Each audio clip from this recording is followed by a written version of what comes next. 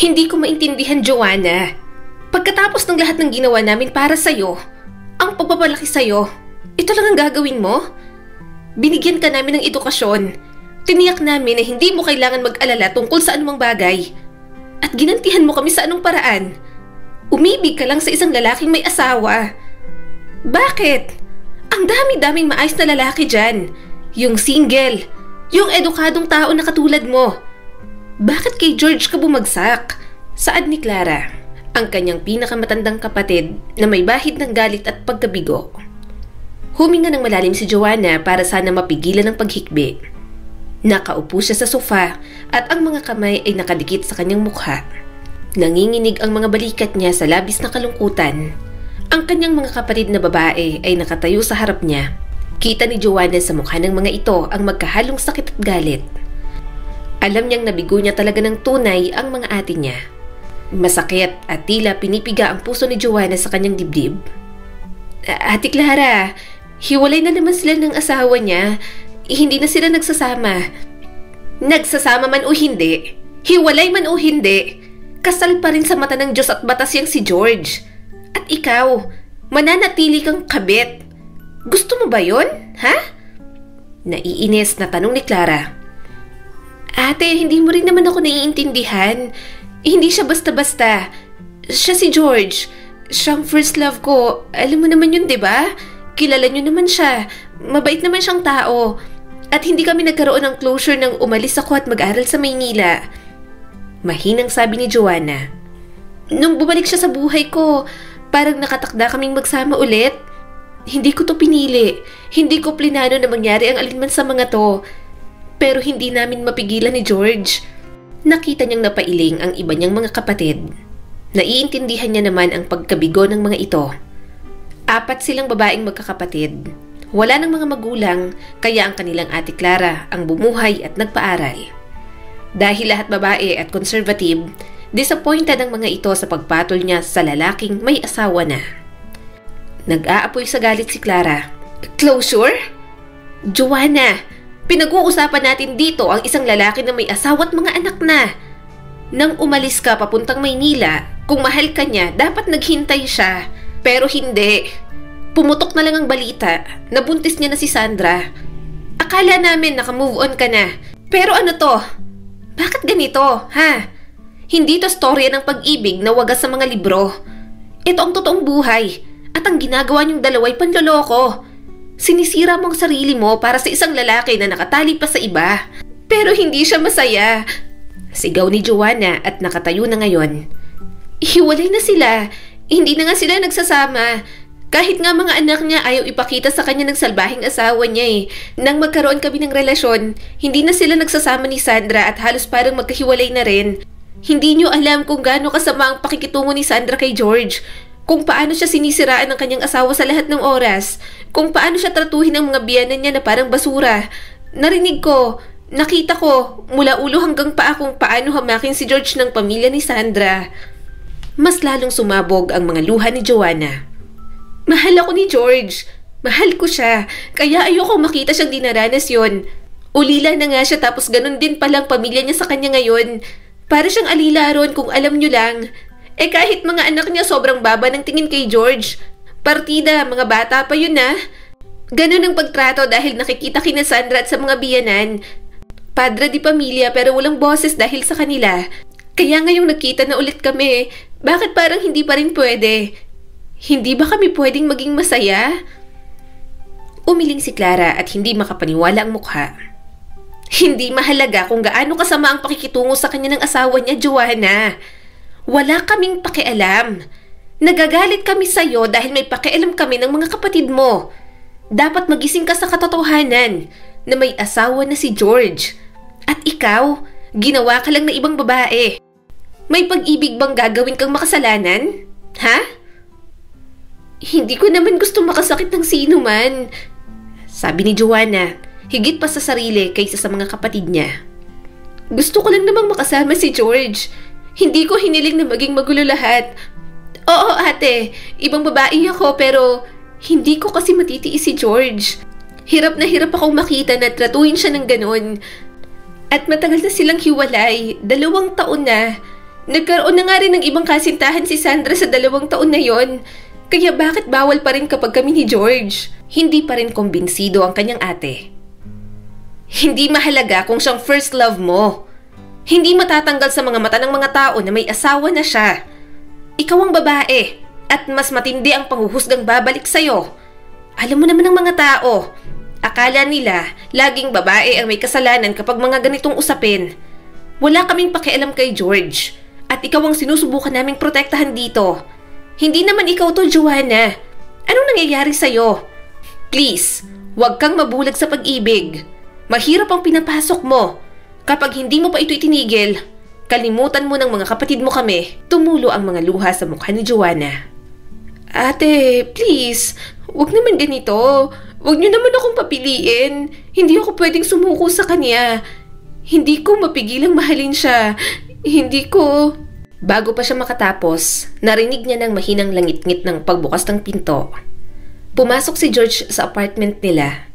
Walang sabi-sabi, naglakad ito papunta sa kinaroroonan ni Joanna at lumuhod sa harap ng kanyang mga kapatid. Sabi ni George, nanginginig at desperado ang boses.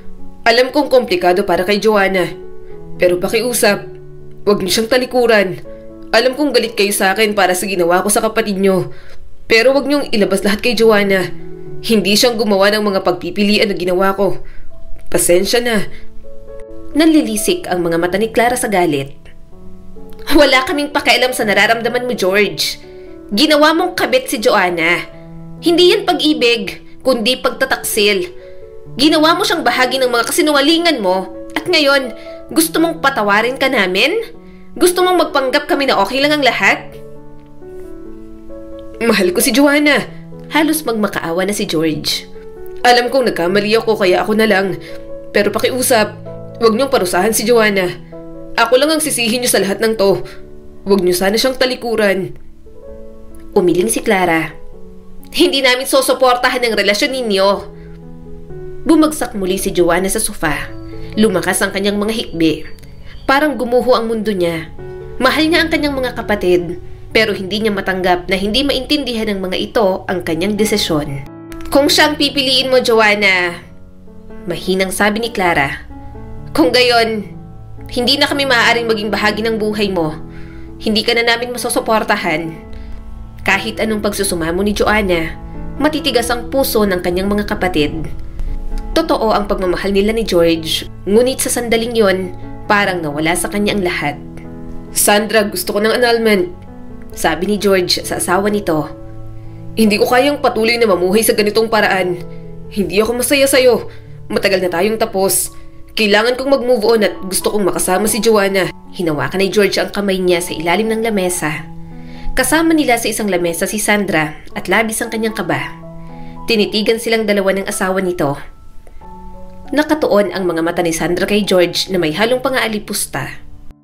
Akala mo, uupo lang ako dito at hahayaan kang makawala ng ganito? Pagkatapos ng lahat ng pinagdaanan natin, sa tingin mo, matatalikuran mo na lang ako at ang pamilya natin? Natigilan si Joanna sa kamandag ng mga salita ni Sandra. Ngunit tumanggi siyang umiwas ng tingin. Hindi niya kaya. Kailangan niyang harapin yon, gaano man yun kasakit. Kumunot ang noo ni George. Matagal na tayong hiwalay. Nagkaroon ka nga ng ibang lalaki, hindi ba? 2 pa. Kaya't ano ngayon kung gusto ko namang sumaya? Ayaw mo ba akong pagbigyan? Gusto ko nang kumawala ng tuluyan sa'yo. Sandra, napag-usapan na natin to. Tapos na.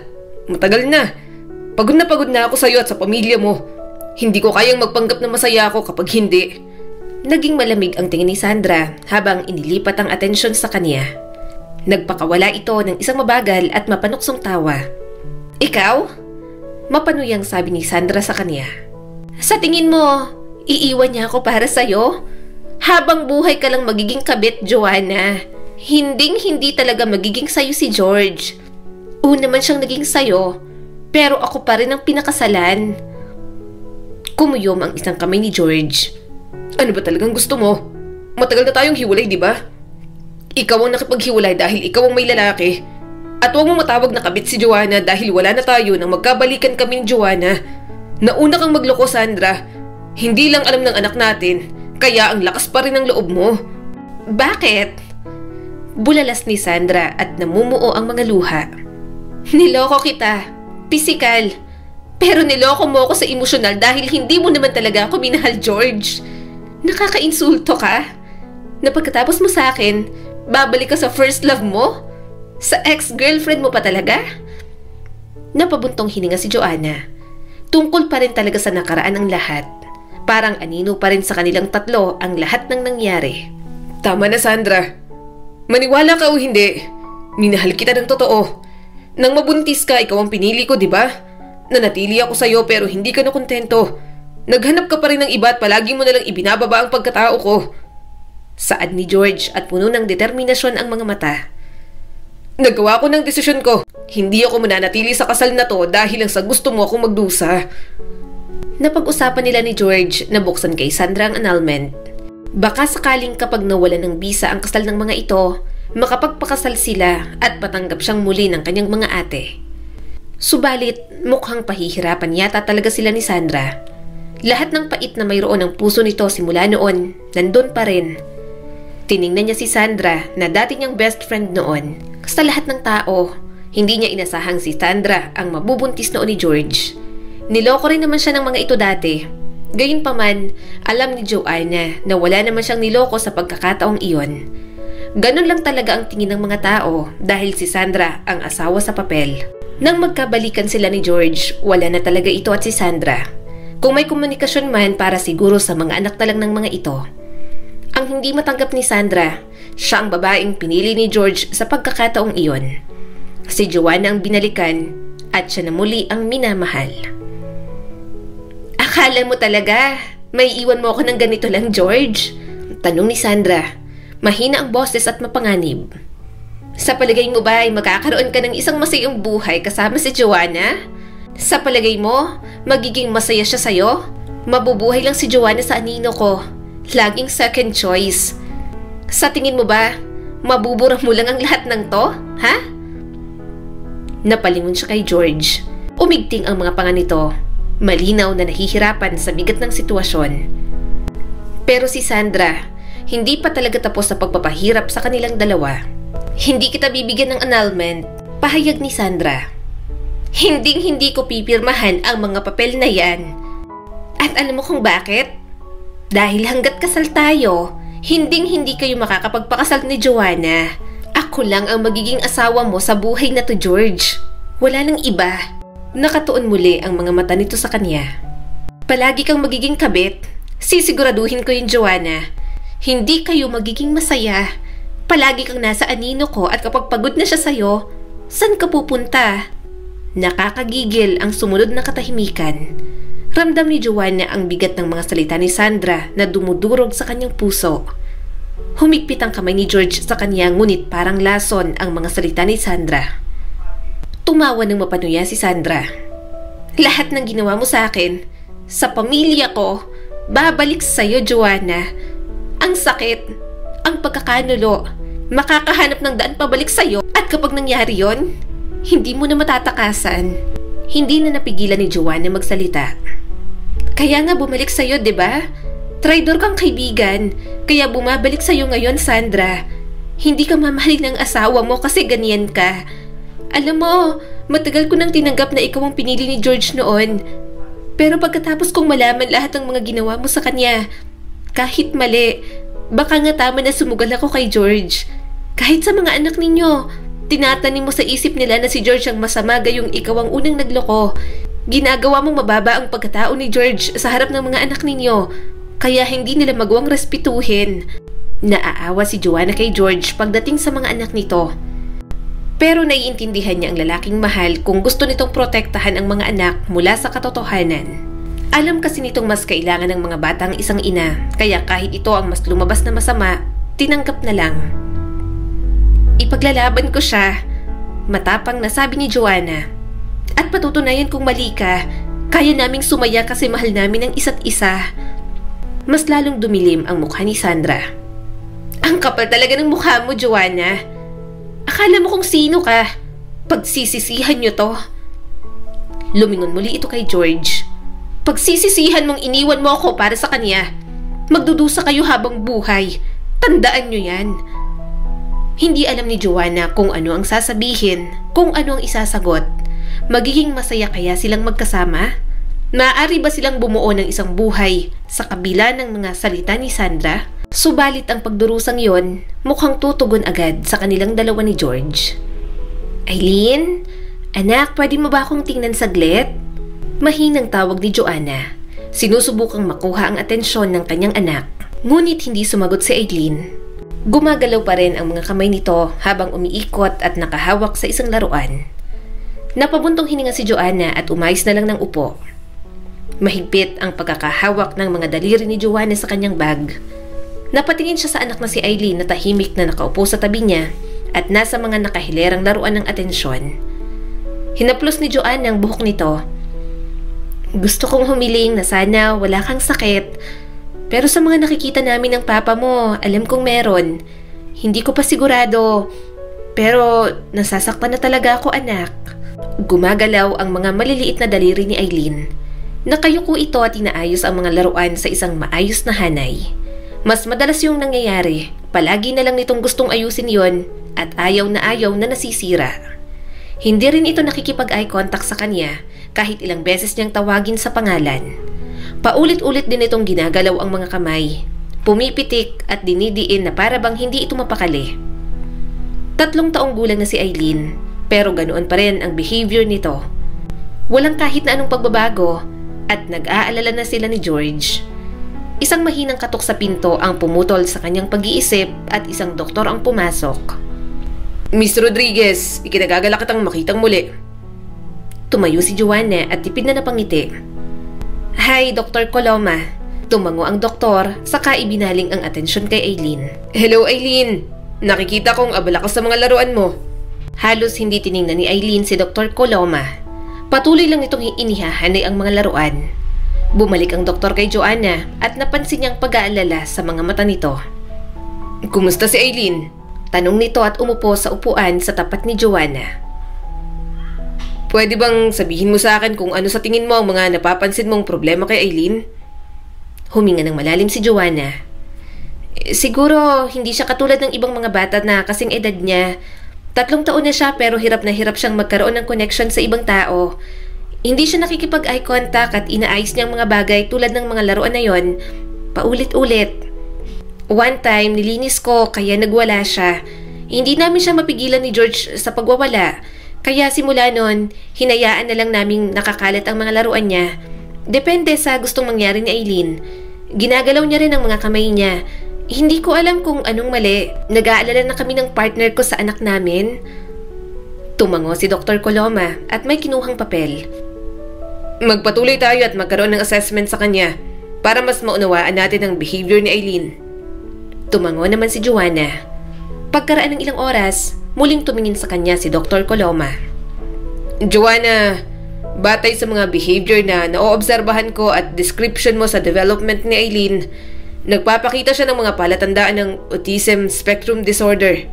Napakurap si Joanna at hindi sigurado kung tama ba ang narinig niya. Autism? Pero 3 taon pa lang siya. Pwede ba yon? Marahang tumango si Dr. Coloma. Oo. Ang autism ay nakikita sa murang edad at mahalagang simulan ng mga early intervention kapag may napansing mga palatandaan tulad ng kay Eileen.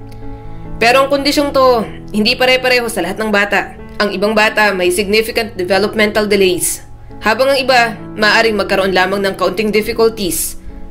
Ang kay Eileen, hirap siya sa pakikipag-eye contact, mga repetitive behaviors at delayed language development. Kaya huwag kayong magtaka kung bakit hanggang ngayon hindi pa rin siya nagsasalita. Sinapo ni Joanna ang kanyang noo. Pilit niyang iniintindi ang kanyang naririnig. Wala siyang ideya kung paano yun sasabihin sa partner niyang si George. Magugulat ba ito at masasaktan katulad niya? O sisisihin ba nito ang sarili gaya ng kanyang kinatatakutan? Tila naramdaman ni Dr. Coloma ang kanyang pagkabalisa. Alam kong mahirap tong tanggapin, Mrs. Rodriguez. Pero ang pinakamahalagang bagay ngayon, makuha ni Eileen ang suportang kailangan niya. Mas dobleng pag-unawa sa mga pangangailangan niyang kailangan. Napalunok si Joanna. Pero, paano ko siya matutulungan? Hindi ko alam kung saan ako magsisimula. Ngumiti ng malumanay ang doktor. Ang kondisyon ni Aileen, hirap sa social skills, communication at behavior. Pero kapag may mga right therapies and support, pwede pa siyang magkaroon ng development. May mga ganyan din na kapag nabigyan ng atensyon, nagiging matalino and kayang mag-excel academically. Ganyan din ang anak ko, Mrs. Rodriguez. And to tell you, mas matalino siya kaysa sa akin ngayon. Iba-iba talaga ang mga batang may ganyang kondisyon. Napabuntong hininga si Joanna. Gusto niya sanang tutukan si Aileen sa mga sinasabing therapy ni Dr. Coloma. Subalit gaano lang naman ang sinasahod niya sa pagiging teacher. Dating OFW lang din ang partner niyang si George at ngayon ay driver na lang ng van. Hindi nila kayang sustentuhan ang mga medikal na pangangailangan ni Aileen. Wala rin silang oras, lalo na si Joanna na palagi na lang abala sa pagiging guro. Joanna, umuwi kayo ng maaga. Sabi ni George at nakangiting lumingon habang abala pa ang mga kamay sa kawali. Kumusta ang check-up ni Aileen? Ano raw ang problema sa anak natin? Nagsimulang bumilis ang tibok ng kanyang puso. Nararamdaman ni Joanna ang pagtulo ng mga luha niya. Mabilis namang itinigil ni George ang ginagawa nito. Hindi ko alam kung paano to sasabihin. Napayuko si Joanna. George, ang doktor, sabi ni Dr. Coloma may autism si Aileen. May sakit ang anak natin. Hindi nila tunay na anak si Aileen. Ipinamigay lamang si Aileen dahil hindi kayang buhayin ng magulang. Nang dumating sa buhay nila ang bata, mas nagkaroon ng saysay ang pagsasama nila ni George. Lalo na't hindi nila kayang magkaroon ng anak dahil baog si Joanna. Gayunpaman, ang pagkakaroon ng sakit ni Aileen, napakahirap tanggapin para kay Joanna. Nang kinuha nila ang bata, mukha naman itong normal at walang problema. Kaya hindi niya inasahang magiging ganoon ang kondisyon ni Aileen. Pero kahit na may sakit ito, mahal na mahal niya pa rin na parang anak ang bata. Kahit nang malaman niya, hindi niya ito pababayaan at susukuan. Tahan na Joanna, kaya natin to. Aalagaan natin si Aileen. Malumanay na sabi sa kanya ni George. Paano kung bumabalik sa atin lahat ng ginawa nating mali? Puno ng guilt ang boses ni Joanna. Paano kung ito ay karma sa lahat ng ating ginawa? Ikaw, iniwan mo ang unang asawa mo para sa akin. At ngayon ang anak natin ang nagbabayad ng kabayaran para sa ating mga pagkakamali. Tingnan mo nga, ni hindi kita mabigyan ng anak. Baka tama si Sandra na magdurusa lang tayo habang buhay. Dahan-dahang hinawakan ni George ang mukha niya at pinunasan ng hindalaki ang mga luhang tumulo sa pisngi niya. Joanna, hindi. Huwag mong isipin ganyan. Hindi to karma. Wala kang kasalanan. Please, para sa akin, ang mahalin kang muli at ang magkasama tayo ngayon. Dahan-dahang hinawakan ni George ang mukha niya at pinunasan ng hindalaki ang mga luhang tumulo sa pisngi niya. Joanna, hindi. Huwag mong isipin ganyan. Hindi to karma. Wala kang kasalanan. Please, para sa akin, ang mahalin kang muli at ang magsama tayo ngayon, hindi kailanman magiging pagkakamali. Pangalawang pagkakataon lang to para sa ating dalawa. Yun lang ang isipin mo. At ang anak nating si Aileen, isipin nating espesyal siya. Kahit may sakit man siya, kahit hindi natin siya tunay na anak, ibubuhos natin lahat ng atensyon at pagmamahal sa kanya. Mahal kita, Joanna. Mahal na mahal ko kayo ni Aileen. Nang dumating kayo sa buhay ko, mas naramdaman ko sa inyong dalawa ang tunay na pamilya kaysa kay Sandra at sa mga anak namin. Mahigpit siyang niyakap ni George habang umiiyak naman siya sa dibdib nito. Bahagyang gumaan ang kanyang kalooban kapag kasama niya talaga si George, parang nagiging okay lang ang lahat. Kaya natin to, Joanna. Mahinang sabi nito, sabay suklay ng kamay sa buhok niya. Sabay nating palalakihin ang anak natin. Ibibigay natin sa kanyang lahat ng kailangan niya sa abot ng ating makakaya. Hindi tayo pinarurusahan. Huwag mong isipin yon. Binibigyan tayo ng pagkakataong mahalin si Aileen.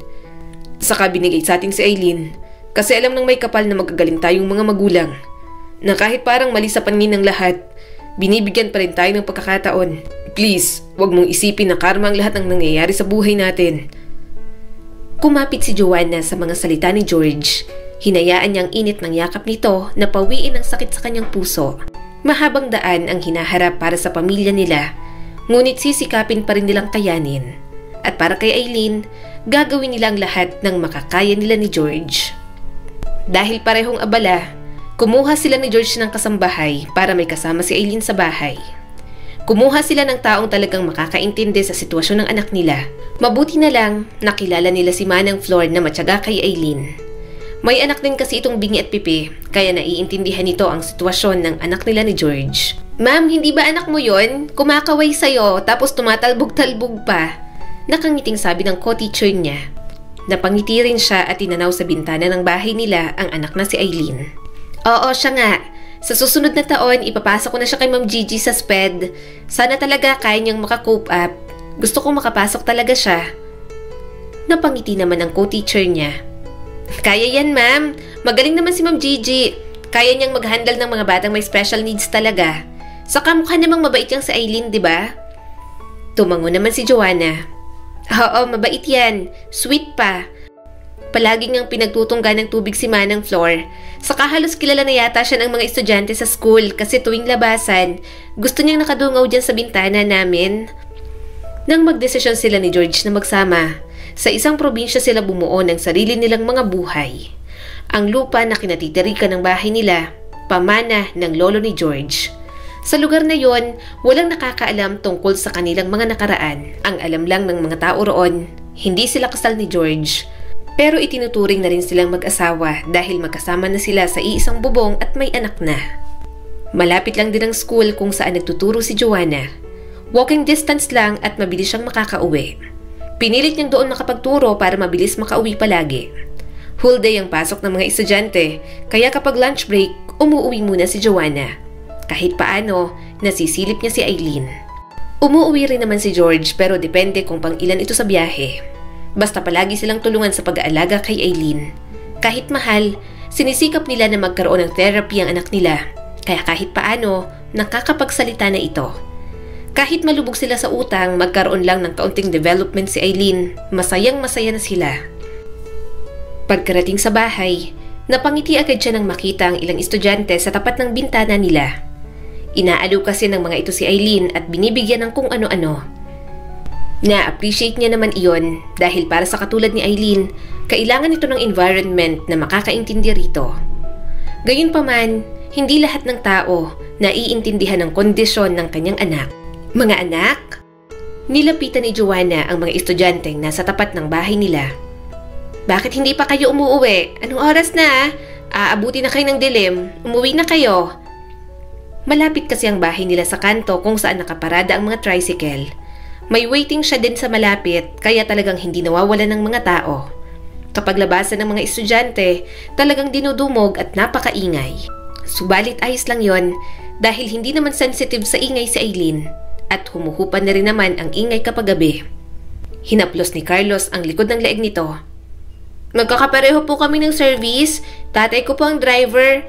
Wala pa rin po hanggang ngayon, ma'am. Siniko naman ito ng isang dalaga. Oo nga po, ma'am. Naiinis na nga po kami. Ihuhulog na po namin sa kanal tong anak ni Mang Burgo. Palagi na lang po kaming late sunduin. Naboboard na po kami kaya dito na po muna kami lumapit kay Aileen. Ang cute po ng anak mo, ma'am. Lumambot ang puso ni Joanna. Alam niya kung gaano kahalaga para kay Aileen ang mga sandaling tulad noon. Gusto niya ang mga tao na pinaparamdam sa anak niya na espesyal ito. Sinulyapan niya ang kanyang anak na masayang kumakain ng isang hiwa ng mansanas. Ang sweet niyo naman kay Aileen. Salamat ha. Sabi ni Joanna na may matamis ng ngiti. Pero pakiusap, huwag niyo siyang bigyan ng masyadong maraming matamis ha. Sumakit lang ang ngipin niya nung isang araw. Sobrang masakit daw kaya nagkaroon ng tantrums. Iniiwas muna namin siya ng asawa ko sa sweets, lalo na sa candy sa chocolates. Tumango naman agad ang dalaga. Huwag po kayo mag-alala, ma'am. Binigyan lang po namin siya ng mga prutas, hindi po candy. Nutrition day po kanina sa school, di ba? Marami po kaming nauwing prutas pagkatapos po ng event. Lalong lumambot ang mga mata ni Joanna sa kabaitan ng mga estudyante niya. Ang thoughtful niyo talaga. Mahilig talaga si Aileen sa mga prutas. Salamat sa inyong lahat sa pagiging mabait sa anak ko. Tumawa si Carlos at itinuro ang isang estudyante niya. Ma'am, si Marco sumisilip lang to, ma'am. Bagsak po kasi sa exam sa math kanina. Baka raw po ipasa niyo pa rin kapag naging mabait daw po kay Aileen. Siya nga po ang nagyaya sa amin dito. Nagtawanan ang mga estudyante at maging si Joanna ay hindi napigilang tumawa. Nakataas ang kilay niyang tiningnan si Marco. Aba, sumisip-sip ka lang pala ah. Sinuhulan mo lang ang aking anak ng prutas para bigyan kita ng maayos na grades. Hindi ba't parang pandaraya yon? Para namang ewan to, ma'am. Hindi po. Bulalas ni Marco. Pero kung magbabago po ang isip mo, ma'am, baka naman po. Ang baba po talaga ng nakuha kong score sa math. Lagot ho ako kay tatay ko. Ibibitin ho ako ng patiwarik. Nagtawanan ang mga kasama nito. Naiiling na ring tumawa si Joanna. Naiintindihan niya naman na may mga estudyante talaga siya na mahina sa subject niya. Kahit anong aral, nahihirapan talagang makuha. Kaya kahit bagsak, iniintindi niya pa rin naman at binibigyan ng pagkakataon. Ganun siyang klase ng guro sa kanyang mga estudyante. Ibinaba ni Joanna ang mga gamit sa terrace. Tumigil na kayo. Huwag niyo nang asarin si Marco. Mag-aaral daw ng mabuti yan. Babawi sa next grading. Tumawa naman ang binatilyo. Oo ma'am, babawi po ako. Itong mga to kasi ma'am, mga judgmental. Akala mo mga perfect sa exam. Passing grade lang din naman. Nagpatuloy ang tawanan. Maya-maya'y lumabas na si Aileen. Hinaplos niya agad ang buhok nito. Hindi ito nakatingin ng diretsyo pero mukha itong masaya. Panay pang ikot kaya alam niyang natutuwa si Aileen sa mga estudyanteng nasa harap. Salamat talaga ha. Hindi niyo pinagtatawanan ng anak ko. Sabi ni Joanna at bakas ang sinseridad sa boses. Malaki ang ibig sabihin sa akin na nagmamalasakit kayo kay Aileen. May iba kasi na pinagtatawanan lang siya at hindi maintindihan ang kondisyon niya. Tumango ang lahat ng mga estudyante. Maya-maya'y dumating na rin ang service ng mga ito. Unahan pa dahil gustong mauna sa mas komportabling upuan sa tricycle. Natawa na lang siya nang magsigawan ang mga ito at nagunahang magpaalam. Mga pasaway na bata. Natatawa niyang sabi. Bahagyan niyang niyakap si Aileen. Napapaligiran ka ng mababait na tao, anak. Yun lang naman ang gusto ni Joanna. Maging maunawain lahat ng tao nasa paligid niya tungkol kay Aileen. Kahit hindi normal, gusto niya pa rin mabigyan ito ng normal na buhay. Ma'am Gigi, salamat sa oras ha. Alam kong busy ka rin. Sabi ni Joanna at inilapag ang isang baso ng juice sa lamiseta. Hindi rin kasi kita makausap ng maayos sa school kasi abala ka rin naman sa ibang bagay. Kaya na-appreciate ko na pinaunlakan mo nang ayain kita dito sa bahay. Gusto ko rin kasi magkwentuhan tayo sa ibang bagay at hindi tungkol sa trabaho. Natawa naman si Ma'am Gigi. Na-miss kong makipagtsikahan kaya dumaan din ako dito, no? Ang dami-dami ko ng kwento. Humalakak naman si Joanna. Sige, mamaya pero tatanungin ko muna ang tungkol kay Aileen. Kumusta ba siyang estudyante sa'yo? Napansin ko kasi ang ilang mga pagbabago sa kanya sa bahay. Kaya naisip ko na sa school niya nakukuha. Hopefully, okay lang siya sa school.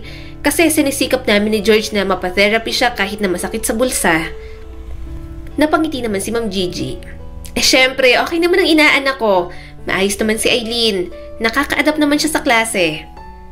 Nakaramdam ng ginhawa si Joanna sa sinabi nito. Nakakagaan ng pakiramdam na pakinggan yan. Minsan sa bahay, iniisip ko kung sapat bang ginagawa namin ni George para tulungan siya na kumonekta sa ibang tao. Ang anak mo, minsan lang magsalita pero ayaw magpatalo. Ako ang nai-stress bigla. Napailing si Ma'am Gigi. Alam mo ba, di nagtuturo ako ng alphabet. ABC ano? Sabi ko, A muna ang pag-aralan at i-master namin. Kaso, itong anak mo, kaloka, sinigawan ako. Ang sabi niya, mali raw ako. Dapat ang kasunod ng A ay B.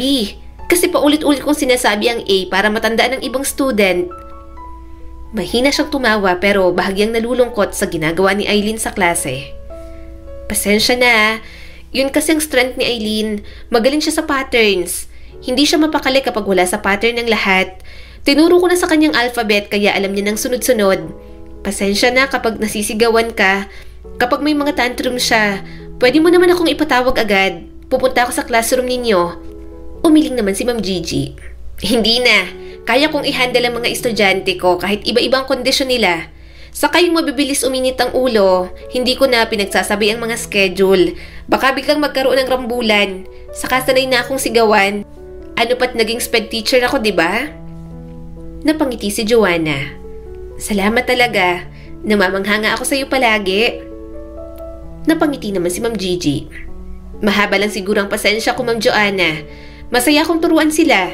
Saka gusto ko kasi ang mga ganyang bata kasi mga special sila. Biruin mo yang si Aileen, kahit ganyan yan, may mga skills talaga na hindi kaya ng ibang tao. Kaya tama na ginagawa niyo ang lahat para kay Aileen. Swerte ang mga ganyan sa pamilya. Napangiti si Joanna. Yun din ang paniniwala niya. Kahit hirap na hirap sila ni George, hindi niya alam kung bakit hindi makitang ganoon yon. Masaya rin siya na nakikipag-interact si Aileen kahit na sumisigaw. Palagi kasi siyang nag-aalala. Hindi laging madali para sa mga batang may ganong kondisyon na ipahayag ang mga damdamin. Kaya kapag ginagawa ni Aileen, malaking tagumpay na para sa kanila ni George. Parang hinahaplos ang puso ni Joanna. Sobrang halaga sa akin na may development ng anak ko. Pangarap ko kasi siyang isama sa normal student at normal schooling. Naghihintay lang ako ng go signal. Lagi ako nag-aalala kung sapat bang ginagawa namin ni George, kung nagbibigay ba kami ng tamang suporta. Pero nang marinig ang lahat ng tumula sa'yo, nagbibigay sa akin ng labis na pag-asa. Ngumiti naman si Ma'am Gigi. Ang swerte ni Aileen sa pagkakaroon ng nanay na katulad mo. Sa mga batang may special needs, mahalaga talaga ang matibay na supporting system. Naramdaman ni Joanna ang pagtulo ng mga luha niya. Thank you, Ma'am Gigi. Nakakatuwa na makita ang mga pagbabago kay Aileen. Gayunpaman, ang pagod at ang oras ang talagang matinding kalaban ni Joanna. Talagang may mga pagkakataong hindi niya kinakaya. Ang pagiging isang full-time na guro at isang hands-on na nanay kay Aileen. Ma'am Joanna, lipstick naman kahit kaunti dyan. May bisitang school. Haharap ka ng stress? Tanong ni Ma'am Linda sa kanya. Nagmamadali siyang kumuha ng makeup sa bag niya. Mabilis lang siyang nag-ayos. Minamadali niya kasi ang paggawa ng visual aids. Hindi niya nagawa dahil nagtantrums na naman si Aileen. Sa malalayo rin ang nabubuk na biyahe kay George ng mga kliyente kaya wala siyang katulong.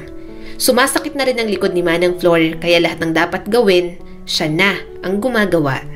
Kahit abala, ayaw niya namang bigyan ng low quality ng pagtuturo ang mga estudyante niya. Hindi siyang klase ng guro na tamad.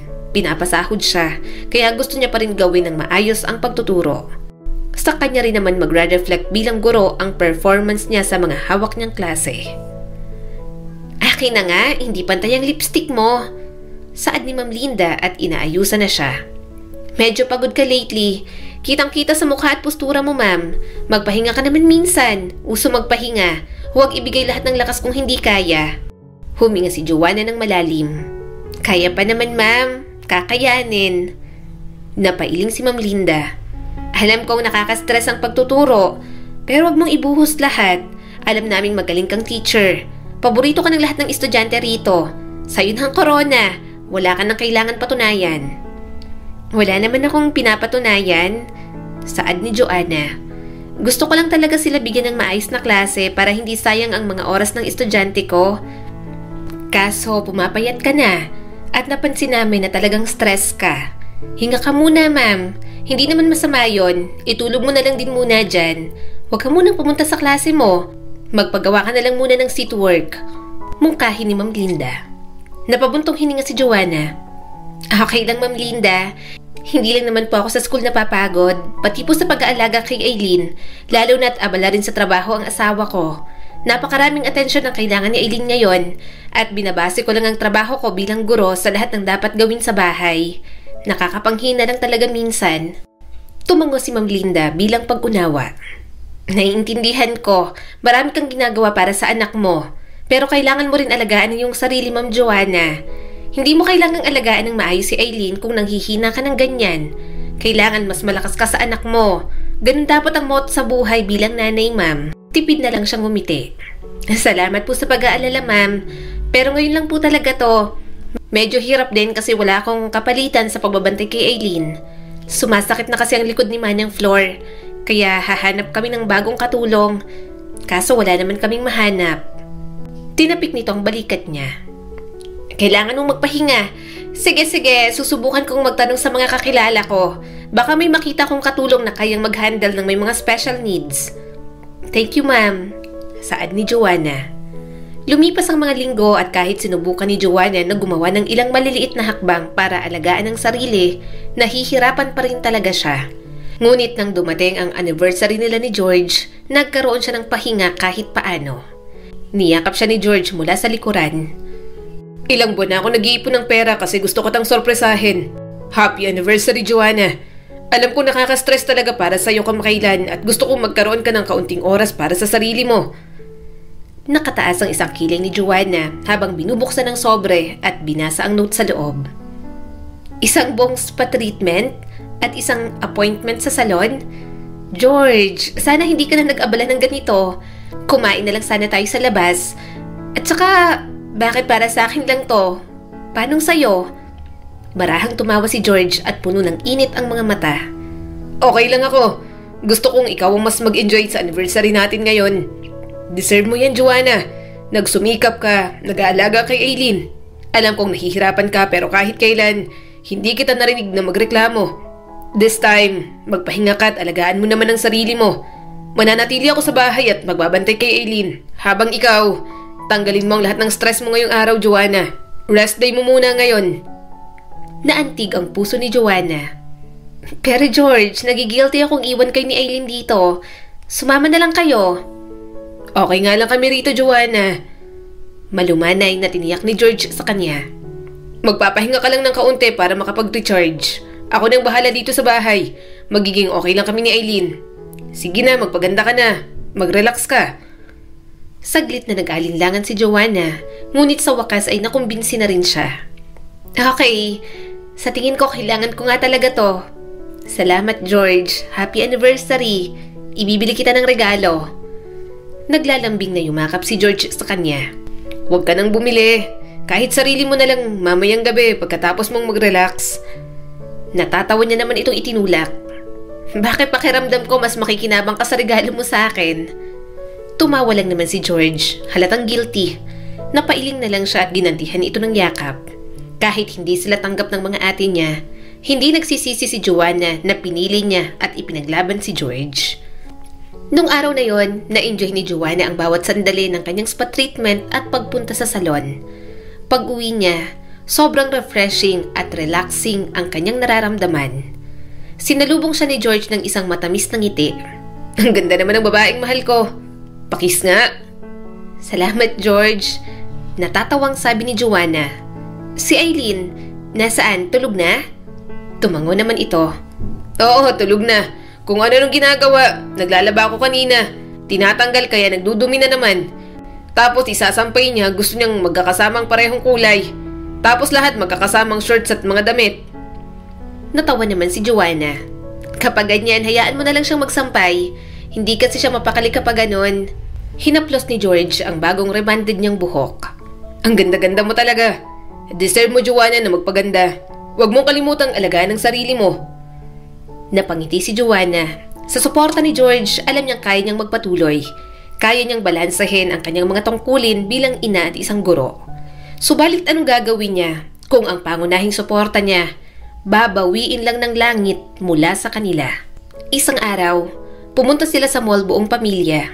Malapit na kasi ang Pasko, kaya mamimili sila ng mga pangregalo.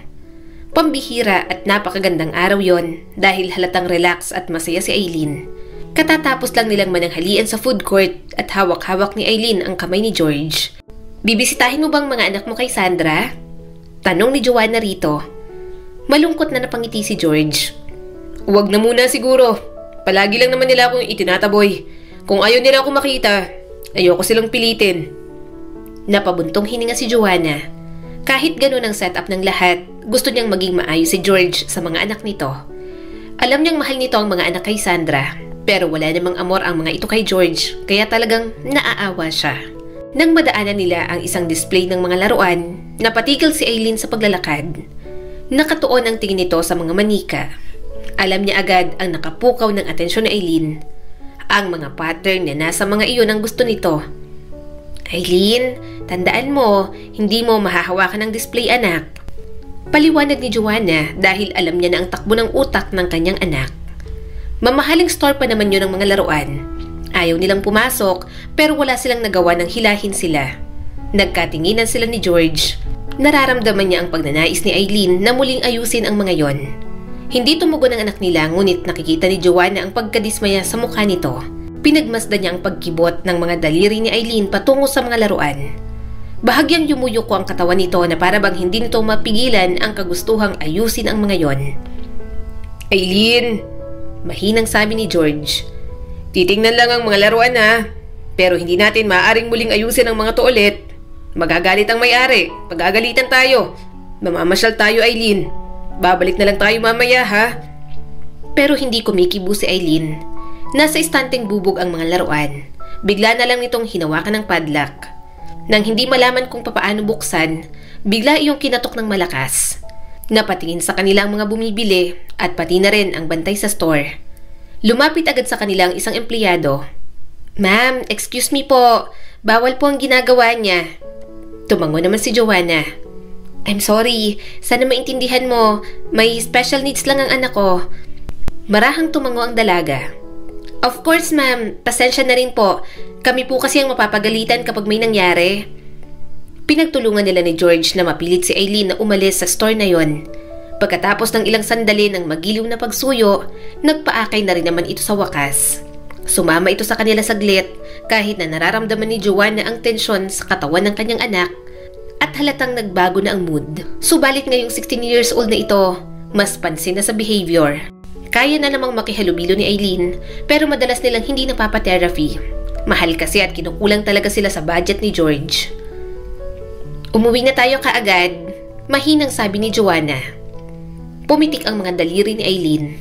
Mama, balik tayo doon. 1 lang, please. Mama! Uuwi na tayo. Marami pang aayusin sa bahay, anak. Pilit niyang pinapalambing ang boses.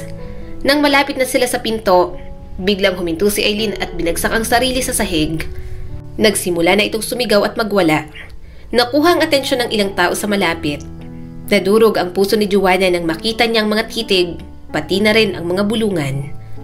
Imposibleng hindi mapansin ng kanyang anak na malaki ang timbang at malaki na. Mahigpit ang hawak ni Joanna sa bag habang pinagmamasdan si Eileen. Nakahiga ito sa sahig, may pagsipa at pag-iyak pa. Yumuko si George sa tabi ng anak nila at sinusubukang aliwin ito. Ayos lang, Eileen. Uuwi na tayo. Huminahon ka, anak. Pero patuloy sa paghagulgol si Eileen.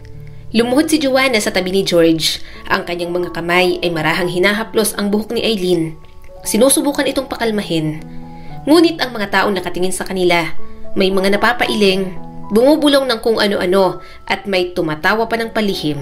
Bakit sila magdadala ng isang baliw sa mall? Sabi ng isang boses. Napabuntong hininga si Joanna. Hindi niya talaga matiis. Napatayo siya bigla at humarap sa maliit na grupo ng mga tao na nakatingin sa pamilya niya. Anong karapatan mong sabihin yan? Bulalas ni Joanna at ang tanging hangad lang ay ipagtanggol ang anak. Hindi siya baliw. Huwag kang magsalita ng ganyan sa anak ko. Espesyal lang siya. Anong tinitingin-tingin nyo? Anong nakakatawa sa anak namin? Mabilis ang paghinga ni Joanna. Labis ang kanyang inis sa mga taong hindi makaintindi sa kondisyon ng iba. Mabilis na tumayo si George at hinawakan siya sa braso. Joanna, pakiusap. Mahina nitong sabi. Kailangan natin mag-focus kay Eileen. Huwag mo na silang pansinin. Nanginginig ang mga kamay ni Joanna habang nakatingin kay Eileen. Hindi eh. Bakit kailangan maging malupit ang mga tao? Anak natin siya. Hindi niya deserve na tratuhin ng ganito at tawaging baliw. Bakit hindi maintindihan ng mga taong to na may special needs lang ang anak natin? Niyakap siya ni George at hinila palapit. Alam ko, naiintindihan kita. Pero sa ngayon, kailangan nating maging kalmado para kay Eileen. Focus tayo sa kanya. Mamaya na natin pag-usapan ang nararamdaman mo. Please, mahal. Sumasakit ang puso ni Joanna sa magkahalong pagmamahal at pagkabigo. Kahit anong pilit nilang protektahan si Eileen, hinding-hindi maiintindihan ng ilang tao ang kalagayan nito. Hinawakan ni George ang kamay niya habang nagmamaneho. Joanna, alam kong mahirap. Ngunit hindi natin maaring hayaang kontrolin tayo ng emosyon natin. Wala namang alam ang mga taong yun kaya sila ganun. Hindi ko lang maintindihan. Reklamo ni Joanna. Bakit kailangan maging ganito? Bakit kailangan husgahan ng anak natin ng mga tao? Hindi siya baliw. Iba lang siya. Bakit hindi nila nakikita yon? Lalong lumambot ang boses ni George. Alam ko, mahal. Pero hindi natin mapipilit lahat ng tao na unawain ang anak natin. Ang mahalaga, tayo ang nakakakilala kay Eileen. At yun ang mahalaga. Espesyal ang anak natin. Isa kang kamanghamanghang ina at ipinagmamalaki ko kayong dalawa. Please, huwag ka nang mainis. Nanginginig na hininga ang pinakawalan ni Joanna. Pilit niyang tinatanggal ang galit at lungkot. Kung kaya niya lang gumawa ng paraan para maalis sa malupit na mundo ang kanilang anak. Pinunasan niyang isang luha sa kanyang pisngi. Hinalikan naman ni George ang kamay niya. Okay lang yan, mahal. Kalimutan na lang natin yun, ha. Ayoko makadagdag pa sa stress mo. I love you. Marahan siyang tumango. Salamat, napakalma mo ko kanina. Napangiti naman si George. Tahimik lang siya sa buong biyahe. Tulog na rin sa backseat si Eileen. Nang walang babala, isang nakakasilaw na liwanag ang lumitaw sa rearview mirror. Isang napakabilis na truck ang humarang sa kanila at biglang lumihis sa kanilang linya. Tumalo ng puso ni Joanna sa kanyang lalamunan nang makita niya ang napakalaking sasakyan na dumiretso sa kanila. George! Sigaw ni Joanna. Bago pa man niya maihanda ang sarili, nagkaroon ng marahas na kalabog. Parang tumagilid ang mundo kay Joanna. Umikot ng walang kontrol ang van at nabasag ang salamin. Dahil sa impact ay nauntog si Joanna sa upuan. Tumama ang ulo niya sa bintana. Lumabo ang kanyang paningin at nagpanting ang mga tenga niya sa isang malakas na ugong. At pagkatapos, tulad ng mabilis na nagsimula ang kaguluhan, biglang nagdilim ang lahat. Nang magising si Joanna, masakit ang kanyang katawan. Sinubukan niyang magsalita ngunit halos hindi kumawala ang tunog sa kanyang mga labi. Nagpanting ang kanyang mga tenga at hindi niya maintindihan ang mundo sa paligid niya. Nakadapa si George sa tabi niya. Namumutla ang mukha at puno ng dugo. George! George! Sa likuran, narinig niya ang boses ni Eileen. Mama! Aray! Ipit ako! Nadurog ang puso ni Joanna. Eileen, anak! Manatili ka lang kalmado, ha? Nandito lang si Mama. Hindi niya marinig ang sariling boses. Natataranta siya pero pinilit niyang maging matatag. Hanggang sa nawalan ulit siya ng malay. Malabo pa rin ang mundo ni Joanna nang muli siyang magising. Sa pagkakataong yon, nasa ospital na sila. Dahan-dahan siyang lumingon at nakita niya si Eileen na nakahiga sa katabing kama. Maputla ang mukha nito at natutulog. Eileen? Bulong ni Joanna. Mahina at pilit ang boses. Nakita niyang kanyang ate Clara. Kumusta ang pakiramdam mo? Ang tagal niya nang hindi nakita ang kanyang mga kapatid. Natutuwa siyang muling masilayan ang mga ito. Pero mas matindi ang lungkot at sakit na kanyang nadarama. Napapikit si Joanna. Hindi ko marinig. Bakit wala akong marinig? Nadurog ang puso niya. Nahihirapan siyang makarinig. Parang mga putol-putol na salita lang ang naririnig niya. May doktor na pumasok at bawat salitang lumalabas sa bibig nito, nahihirapan siyang iproseso. Pareho kayong nagtamo ng malubhang pinsala. Saad ng doktor. Miss Rodriguez, maaring maging permanente na ang pagkawala ng pandinig mo sa kanang tenga. Naapektuhan din ng kaliwa pero hindi ganun kalala. Kaya kung mapapansin mo, bahagya ka pang nakakarinig. At advice ko na gumamit ka ng hearing aids. Para naman kay Eileen, matindi rin ang mga sugat niya. Hindi siya makalakad pero huwag kang mag-alala dahil pansamantala lang naman yon at maaaring magamot sa therapy sessions. Naninikip ang dibdib ni Joanna at sinubukan niyang magsalita. May mga naririnig siya pero mahina at nawawala-wala. Wala siyang naririnig na maayos. Namamanhid siya sa mga nangyayari. Si George? Nasaan si George? Naghihina niyang tanong. Bakas sa mukha ng mga kapatid niya ang kalungkutan at naramdaman ni Joanna ang lamig na gumapang sa kanyang sistema. Sinubukan niyang umupo pero nahihirapan talaga siya. Joanna, nanginginig ang boses ni Ate Clara. I'm sorry. Si George, hindi siya nakaabot. Hindi siya nakaligtas sa aksidente. Ate, bagalan mong pagsasalita. Hindi kita marinig ng maayos. Parang sampal sa mukha ni Joanna ang mga salita nang paulit-ulit yung sinabi ng kanyang ate. Hindi pwedeng mangyari yan. Hindi siya pwedeng mawala. Malayang tumulo ang luha ng kanyang ate Clara at malungkot itong umiling. Joanna, nasa ambulansya pa lang siya. Hindi na niya kinaya. Nagsimulang gumuho ang mundo ni Joanna. Hindi niya maproseso lahat ng nangyayari. Hindi niya matanggap na wala na si George. At siya na nagpupumilit na makarinig, na iwang luhaan at nagluluksa kasama ang mga kapatid niya at ang anak niyang si Eileen. Nakaupo si Joanna sa maliit na coffee shop malapit sa eskwelahan. Nanginginig ang mga kamay niya sa tasa ng kape. Ilang buwan ang lumipas pagkatapos ng libing ni George at silang mag-ina unti-unti palang bumabangon. Ang kanyang dating matalas na pandinig, ngayon putol at parang malayo. Kahit na nakalagay ang hearing aid, parang alingaw-ngaw na lang ang mga tunog. Hindi niya maintindihan ang mga tawanan sa paligid niya, ang mga pag-uusap sa kalapit na mga mesa. Hindi ko na alam kung paano to gagawin. Nangingilin na naman ang mga luha ni Joanna. Hindi ko na kayang maging teacher. Kung hindi sana nangyari sa akin to, tinutulungan ko sana ang mga estudyante ko kasama sa paghubog ng future nila. Pero ngayon, hindi ko marinig ang sinasabi nila. Paano ko magtuturo? Sinisigawan nila ako. Paano ko ipagpapatuloy ang pagtuturo? Mahal na mahal ko ang pagiging guro pero parang hindi na akma sa mundong to. Hinawakan ni Ma'am Gigi ang kamay niya. Ma'am Joanna, alam kong napakahirap para sa'yo. Please, wag kang sumuko. Talaga bang magre-resign ka na? Ha? Marahan siyang tumango. Oo. Ang hirap na kasi, lalo na ngayong wala na si George. Walang kasama si Eileen. Saka tutulungan naman ako ng mga ate ko. Bibigyan na lang daw nila ako ng tindahan sa bahay din namin mismo para hindi ko na kailangang umalis. Hindi ko na rin kasi kayang magturo. Nahihirapan na ako. Hindi na ako katulad ng dati. Hirap akong makipag-communicate dahil hindi ako gaanong makarinig.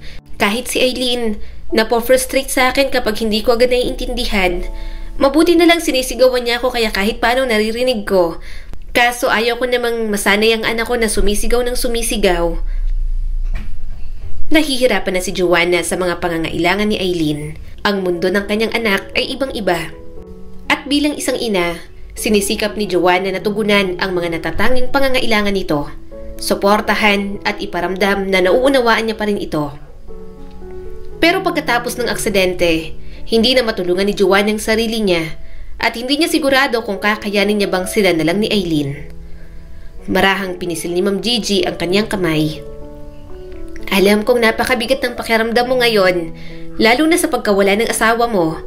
Pero hindi ka nag-iisa dito, Joanna. Nandito ako. Pwede kang humingi ng tulong sa akin. At si Eileen, mahal ka niya. Mas kailangan ka niya kaysa sa dati. Oo, hindi mo na magagawa ang lahat sa paraan katulad noon. Pero nandyan ka pa rin para sa kanya. At kaya mo pa rin siyang ipaglaban. Kaya mo yan, Joanna. Laban lang. Naninikip ang dibdib ni Joanna nang magsimulang bumagsak ang mga luha niya. Natatakot ako, Ma'am Gigi. Takot na takot ako sa mga nangyari sa amin. Paano kung hindi ako ang nanay na kailangan ni Eileen ngayon? Paano kung hindi ko siya kayang suportahan at alagaan? Durog na durog ngayon ang puso ko sa pagkawala ni George. Paano kung mabigo ko si Eileen? May habag sa boses ni Ma'am Gigi. Joanna, makinig ka sa akin. Napatunayan mo na kung gaano ka katatag. Palagi kang nakakahanap ng paraan para malampasan ang mga pagsubok sa buhay. Makakaahon din kayong mag-ina.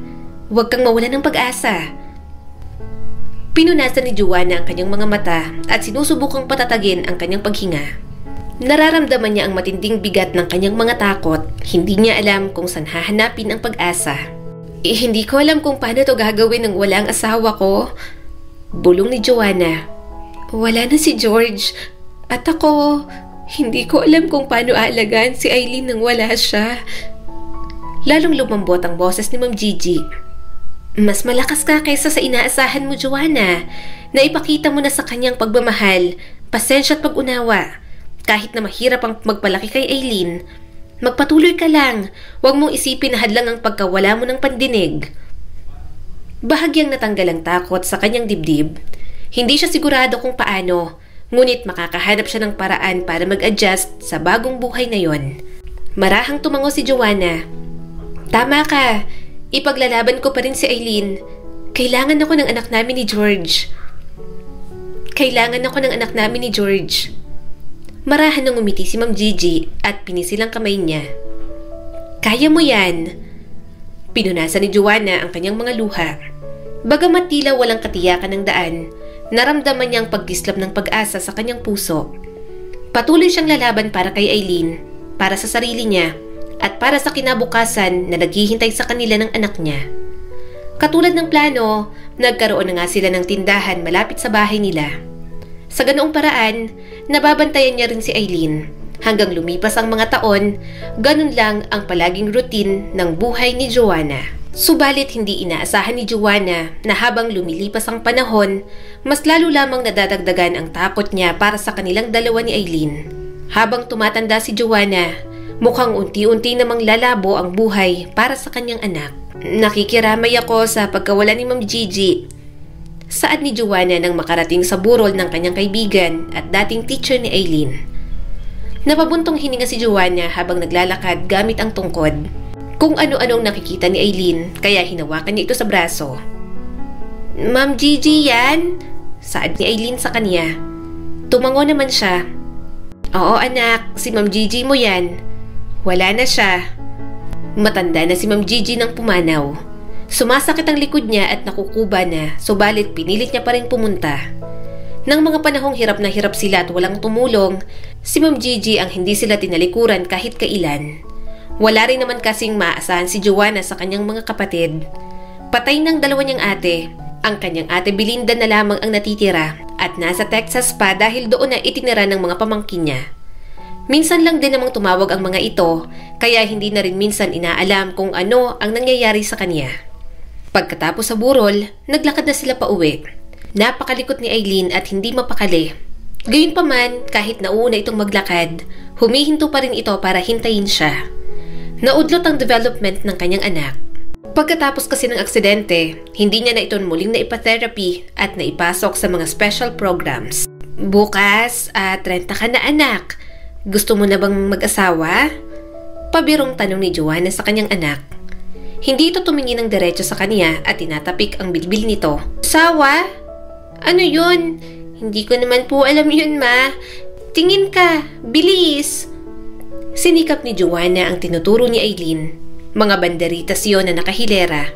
Maayos ang pattern kaya siguro nakuha ang atensyon ng anak niya. Kahit mainit, nanatili na muna sila roon. Ayaw niyang piliting umuwi agad ang anak niya. Siguradong magwawala na naman ito. Mahihirapan na naman siyang pakalmahin. Nang minsan itong magwala, natamaan siya at dahil sa katandaan, nadulas si Joanna. Yun ang dahilan kung bakit hirap na siyang maglakad ngayon. Anak, hindi ka pa ba nagsasawa? Halika na, hindi ka pa ba nagugutom? Tayo na, umuwi na tayo. Pagod na rin ako. Saad ni Joanna sa kanyang anak.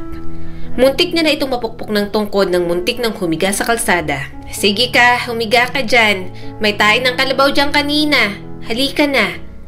Natakot naman agad si Eileen. Tumayo na ito at pumunta sa kanya. Nagpatuloy sila sa paglalakad. Masakit ang ulo niya sa sobrang init. Nang lalabo ang paningin ni Joanna, kaya napahawak siya sa braso ni Eileen. Hintayin mo ako anak.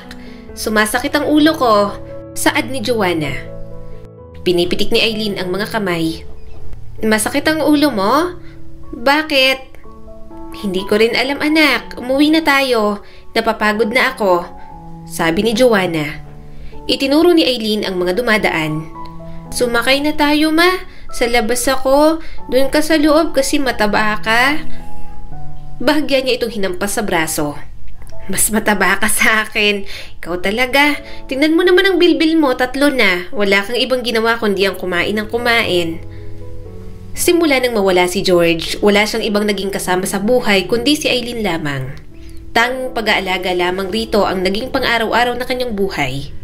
At habang tumatanda siya, takot na takot siyang mawala at maiwan niya si Eileen. Matanda na ito, pero malinaw na hindi pa nito kaya ang sarili.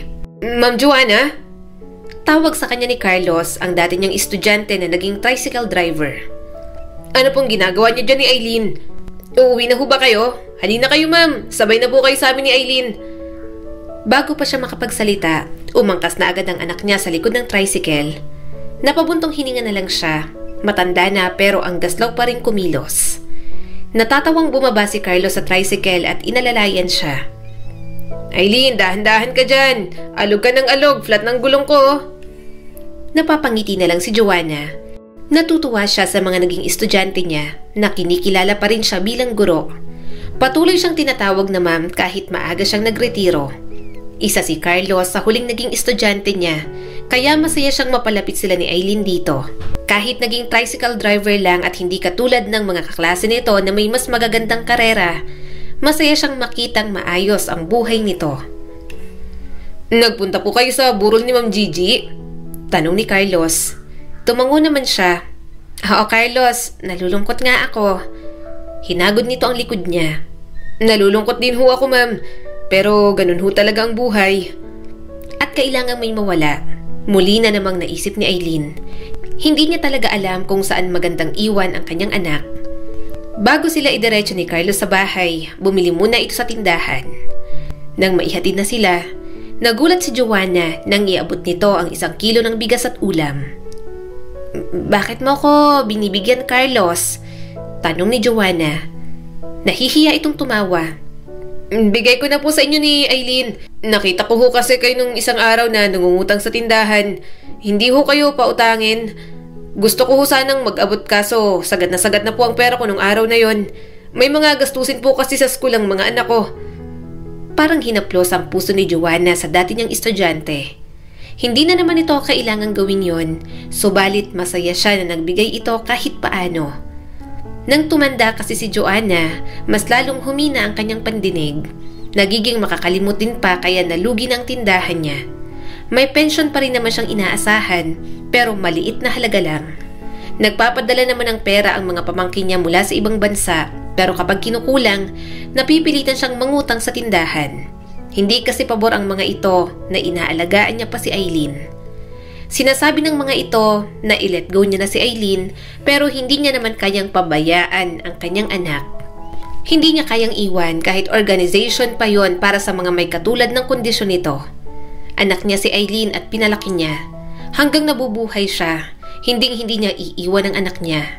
Gusto pa naman ng mga pamangkin niya na dalhin siya sa ibang bansa pero iiwan dapat si Aileen. Hindi niya kaya yon. Hindi niya ito tunay na anak pero sa puso't isip niya nagmula ang pinakamamahal niyang si Aileen. "Nako, baka kailangan to ng mga anak mo. Baka kulangin ang budget mo," sabi ni Joanna. Ngumiti naman si Carlos. Hindi po ma'am, sobra po yan. Marami naman po naging pasahero kanina kaya malaki-laki ang kita. Kapag wala po kayong makain, katok lang po kayo sa amin. Kung ano pong matira at pagkain meron, bibigyan po kita ma'am." Nangilid ang mga luha ni Joanna. "Napakabait mo, Carlos. Napakasipag mo pa. Sana mas malayo ang marating mo at mas gumanda ang buhay ng mga anak mo." Napangiti naman si Carlos. "Salamat po, ma'am." "Salamat." Saad naman ni Aileen at kinuha sa kanya ang bigas at ulam. "Kakain na kami. Dala ka ulit, ha?" Sinaway niya naman agad ang anak niya. Tumawa lang naman si Carlos bago magpaalam. Ngiti-ngiti si Joanna habang tinatanaw ito paalis. "Ma, tara na, luto na, gutom na ako." Bulalas ni Aileen at tumakbo na papunta sa loob. Napailing si Joanna.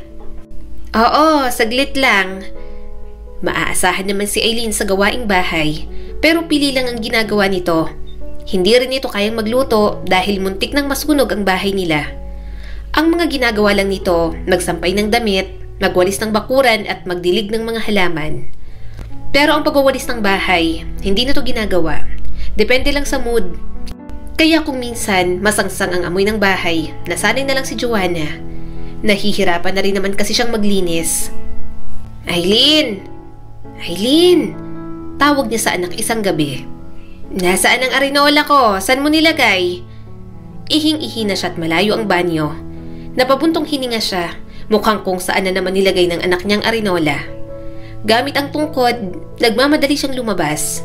Kaso nasa pinto pa lang, naihi na siya. Naluluhan na lang si Joanna habang nanginginig ang mga tuhod. "Diyos ko, hindi na ako makaabot sa banyo. George, hindi ko na talaga kaya mag-isa. Anong gagawin ko?"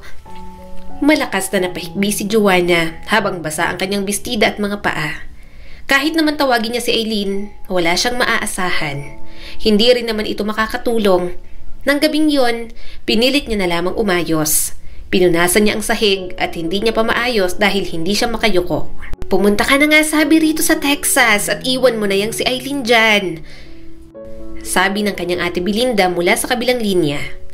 Pinunasan ni Joanna ang mga luha. Hindi ko nga sabi kayang iwan si Eileen. Ano nga asahan mo sa isang ina na may anak? Hindi ko kayang iwan ng anak ko.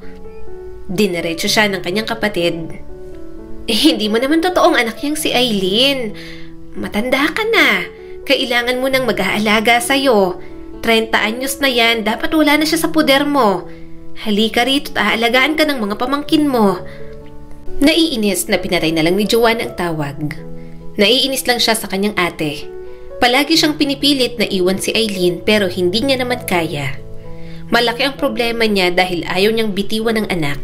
At mas lalo pang madadagdagan ang mga problema niya sa pagbabalik ng nakaraan. Kailangan mong umalis. Malamig na sabi ni Sarah, isa sa mga anak ni George kay Sandra. Pag-aari ko ng bahay na to. Matagal na dapat kayong umalis dito kasi wala naman kayong karapatan. Hindi ka naman asawa ni Papa. Hindi nyo rin totoong anak ang abnoy na yan. Napailing si Joanna. Huwag mo namang tawaging abnoy si Eileen. Special lang siya. Special? Umismid si Sarah. Ang tanda na niyan. Ano ba yung ampun nyo? Retarded? Baliw? Sabagay, wala ka rin namang kwenta. Ikaw ang dahilan kung bakit naging broken family kami. Napapikit si Joanna. Gusto niyang ipagtanggol si Eileen pero dahil anak ni George ang kaharap niya, parang ang hirap mga tuwiran. Noong bata si Eileen, marami pang nakakaintindi sa sitwasyon nito. Pero nang tumanda, marami nang naiinis at itinuturing itong pabigat. Pero para naman kay Joanna, hindi pabigat ang anak niya. Mahal niya ito kaya patuloy niya pa rin inaalagaan kahit matanda na siya. Nanginig ang boses ni Joanna. Sarah, pakiusap. Ilang taon na kaming naninirahan dito. Ito na rin ang tahanan namin ng anak ko. Nanunuya si Sarah at may kasamang pang-aalipusta ang tono. Hindi niyo to tahanan. Maswerte lang kayo na hinayaan namin kayo na manatili ng ilang taon dito. Mabait pa nga kami kung tutuusin. Pero ngayon, matanda ka na, bakit hindi ka pa umalis? Mamamatay ka rin naman. Makikipagtalo ka pa sa akin? Sa akin ang lugar na to at ibebenta ko. Hindi ka bagay dito. Hindi ikaw o ang anak mong parang baliw. Dumilat ang mga mata ni Joanna. Napatingin siya sa sofa kung nasa ng anak niya. Hindi nito maintindihan ang bigat ng sitwasyon. Parang awa mo na, Sarah. Desperado at nabasag ang boses ni Joanna. Kailangan namin ni Eileen ng matutuluyan. Ito ang bahay na nakilala niya. Nanlaki ang mga mata ni Sarah. Wala akong pakialam sa mga problema mo. Tama na. Marami akong plano sa lupang to kaya umalis na kayong mag-ina. Binubulok niyo lang ang bahay. Napakapanghi at ang pangit ng amoy. Pareho na kayo nabubulok dito. Parang awa mo na, Sarah. Pagmamakaawa ni Joanna at humakbang palapit. Wala na kaming ibang mapupuntahan. Matanda na ako at kailangan ako ni Eileen. Kailangan niyang bahay na to. Ito na lang ang mayroon kami. Nandito rin ang alaala ng pamilya namin. Huwag mo namang ibenta. Ayaw pakawalan ni Joanna ang bahay. Doon sila bumuo ng pamilya ni George. Marami silang masasayang alaala sa bahay na yon at hindi niya matanggap na ibibenta lang yon ang totoong anak nito. Wala talagang pagpapahalaga ang mga anak ni Sandra sa sariling ama. Sarah, parang awa mo na. Pagmamakaawa muli ni Joanna. Nanatiling hindi natinag ang mukha ni Sarah. Maanak ko to, hindi sa inyo. May karapatan ako kaysa sa inyong dalawa. Nakatira kayo dito ng libre at ngayon ay oras na para umalis na kayo. Sarah naman. Bulong niya at halos hindi marinig ang boses. Parang awa mo na. Maawa ka sa amin. Nang walang babala, humakbang pasulong si Sarah at itunulak siya ng husto para mapaatras siya. Sapat na ang lakas para mahulog siya sa rocking chair. Nagulat si Eileen at malakas na sinigawan si Sarah. Hoy!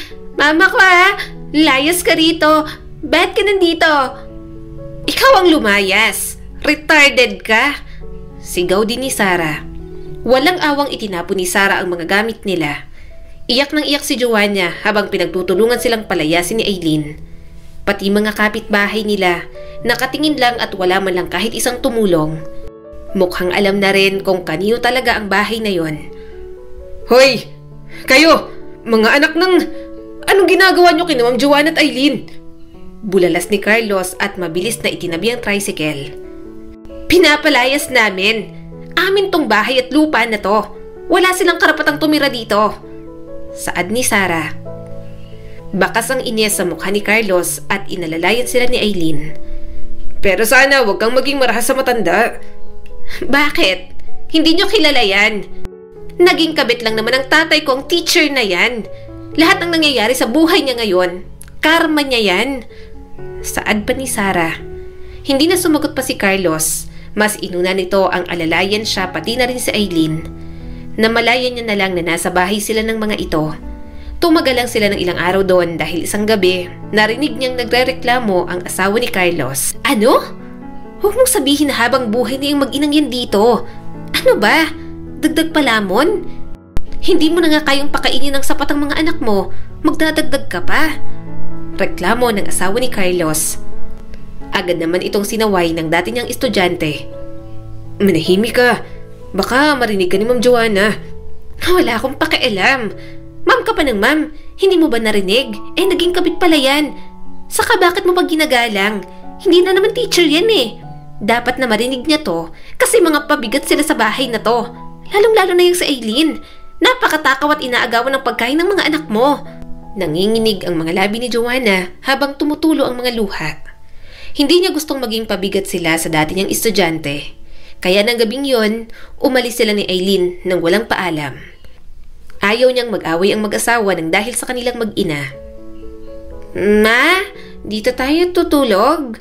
Tanong ni Eileen. Tumango naman siya at bahagyang pumasok sa chapel para kung umulan hindi sila mabasa. Oo, dito tayo matutulog. Bukas tatawag ako kay Ate Belinda. Makikiusap tayo anak. Napanguso naman si Eileen. Iwan mo na raw ako. Nangilid ang mga luha ni Joanna. Hindi pwede. Anak kita. Hindi sigurado si Joanna kung anong mangyayari sa kanilang mag-ina. Pagod na siya. Yun ang totoo, pero hindi naman siya pwedeng sumuko. Kailangan siya ng kanyang anak. Gayunpaman, sa pagpikit ng kanyang mga mata, hindi niya inasahan na sa ospital na siya sunod na magigising. Ang walang hiyang Sarah na yon, idedemanda ko siya. May nangyari ng masama sa kapatid ko. Narinig niya ang boses ng kanyang Ate Belinda. Pilit naman itong pinapakalma ng kanyang pamangkin. Ma, kalma lang po. Ang puso niyo po. Kami na po ang bahala kay Sarah. Huwag po kayong mag-alala. Maya-maya, idinilat ni Joanna ang kanyang mga mata. Sa kanya lang napansin na may mga kung anong nakakabit sa katawan niya. Nang makita siyang gising ng mga ito, mabilis na lumabas ang kanyang pamangkin. May mga ginawa sa kanya at wala siyang ibang ginawa kundi ang matulala. Nasaan ang anak ko, Ate Belinda? Nasaan si Eileen? Tanong ni Joanna. Humikbi ang kanyang kapatid. Tumigil kang matanda ka. Mamamatay ka na't lahat. Puro ka na lang Eileen. Eileen! Kalimutan mo na siya. Hindi mo naman anak yon. Napabuntong hininga si Joanna. Anak ko yon. At buhay pa ako, ate. Nasaan ang anak ko? Dinala na namin sa organization ng may mga pareho niyang kondisyon. Saad ng kanyang ate. Kumunot ang noo niya. Ano? Hindi ba't sinabi kong wag mong dadalhin ang anak ko ron? At ano, isasama niyo ako sa ibang bansa? Patayin niyo na lang ako, ate. Hinampas naman siya ni Belinda. Buksan mo ang utak mo. Matanda ka na. Malaki na si Eileen. Dapat matuto ka ng pakawalan dahil kapag wala ka na, mas lalo lang siyang mahihirapan. Ginagawa namin to sa'yo kasi inaalala ka namin. Matanda ka na rin at dapat na inaalagaan ka. Pero ang dapat na taong mag-aalaga sa'yo, alagain din. Bakit? Tumulo ang mga luha ni Joanna. Natatapos bang pagiging magulang? Ha? Hindi ko gustong iwan ang anak ko dahil alam kong hindi niya kaya. Nakipagtalo pa si Belinda. Kaya niya yon. Kakayanin ng anak mo. Iba ng panahon ngayon. Marami nang tutulong sa mga katulad niya. Oo, kakaiba siya. Espesyal siya. Pinoprotektahan mo lang. Pero ang pagprotekta mo, sana alam mo kung papaano rin siya akayin. Kung paano niya poprotektahan ng sarili niya. Isipin mo naman ang sarili mo dahil hindi habang buhay, nasa tabi ka ng anak mo. Gusto kitang dalhin sa ibang bansa kasi mas maraming benefits ang matatandang katulad mo. Pero hindi na. Ang tigas ng ulo mo. Dito ka na lang. Baka kapag pinilit ka namin tumalon ka pa sa eroplano. Nag-iyakan silang magkapatid. Kahit matatanda na sila, talagang hindi pa rin maiwasan ang pag-aaway. Pagkalabas ng ospital, binisita niya si Eileen. Gusto niyang makita kung saang lupalop ng mundo dinala ng walang hiya niyang kapatid ang anak niya. Kaso nung sinundo niya na si Eileen, ayaw na nitong sumama. Anak, bakit ayaw mong sumama? Garal-galang boses na tanong ni Joanna. Hindi ito tumingin ng diretsyo pero ramdam niyang bawat salitang sinasabi nito. Masaya ako rito. Punta ka na ron. Dami kong ginagawa dito. Busy ako. Marami silang turo sa akin. Nangilid ang mga luha ni Joanna. Hindi mo na ba mahal ang mama? Pinitik nito ang mga daliri habang nakayuko. Mahal, pero ayokong mawala ka. Gusto ko maayos ka. Ma, natatakot ako. Takot ka rin pero okay ako. Okay na ako dito. Sama na ka na kay Tita Sungit. Mas lalong tumulo ang mga luha ni Joanna. Yun ang unang beses na ayaw sumama sa kanya ni Eileen. Hindi niya matanggap pero alam niyang tama si Belinda. Kailangan niyang pakawalan ng anak niya sa mas malawak na mundo para mas matuto. Kaya maluwag ang kalooban niya na sumama na siya kay Belinda. Doon siya namuhay sa ibang bansa.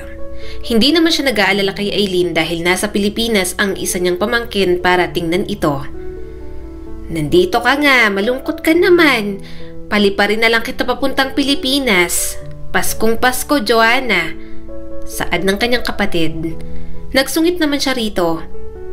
Gusto ko nang umuwi. Ibili mo ako ng plane ticket.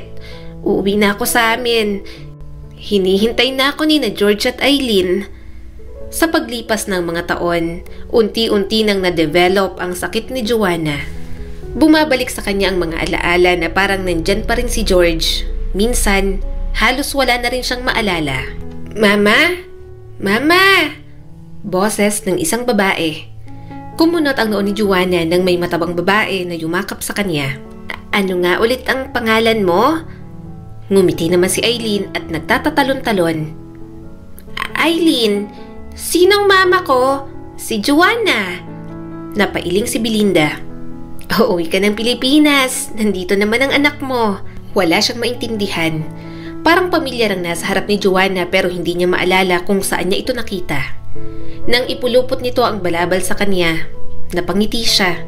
Kahit hindi niya ito maalala, para pa ring hinahaplos ang puso ni Joanna. Nagagalak siya na magkasama sila ni Eileen at gusto niya na agad ipagpasalamat sa may kapal iyon. Ang kwentong ito ay nagpapaalala sa atin na bigyang respeto ang mga taong may special needs dahil ang mga magulang ng mga batang may espesyal na pangangailangan ay mga mandirigma. Hindi dahil palagi silang nakikipag-away, ngunit dahil sila ay nagmamahal ng matindi at walang katapusan. Muli, ito po si Skylar Guro at sana'y may bago na naman kayong natutunan sa kwento natin ngayon. Maraming salamat po.